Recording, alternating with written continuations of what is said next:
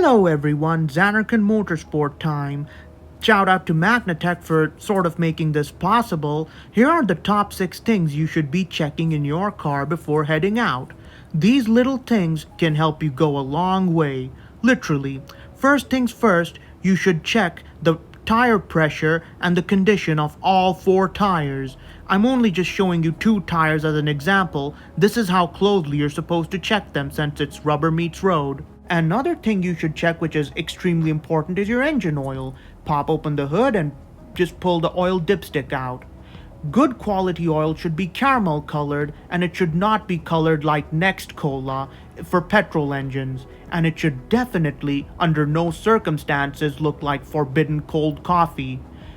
So if your oil looks milky, then that means your engine's given up the ghost, and, well, it could turn into a very expensive problem.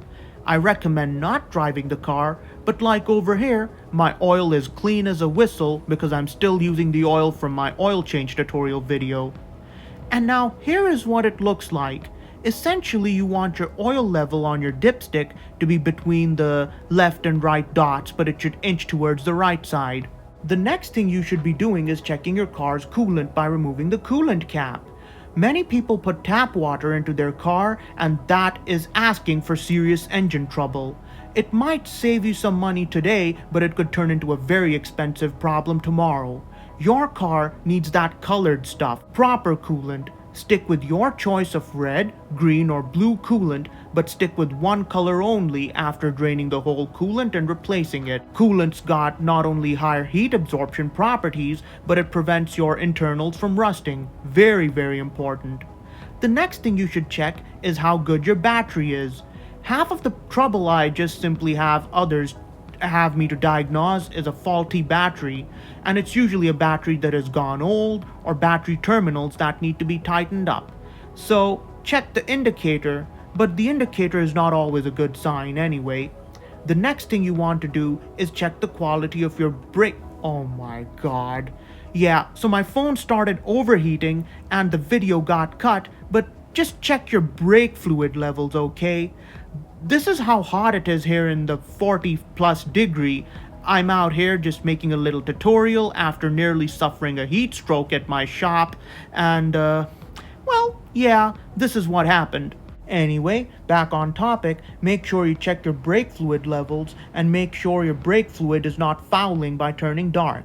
So now with the car up and running, you want to let the car idle for 30 seconds to a minute.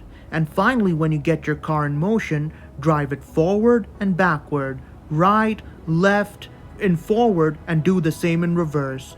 Pay close attention for annoying grinding noises, knocking noises, and any sort of sus sounds you should not be hearing because it could indicate a drivetrain problem. Now that we're back after a short drive, you want to take a good look under your car to see if it's leaking anything. What might have just simply looked like a leak to anyone was really from the AC unit. The water dripping out of your AC system is no big deal, that's what it's supposed to do. But we're talking about oil leaks, fuel leaks, brake fluid leaks, etc.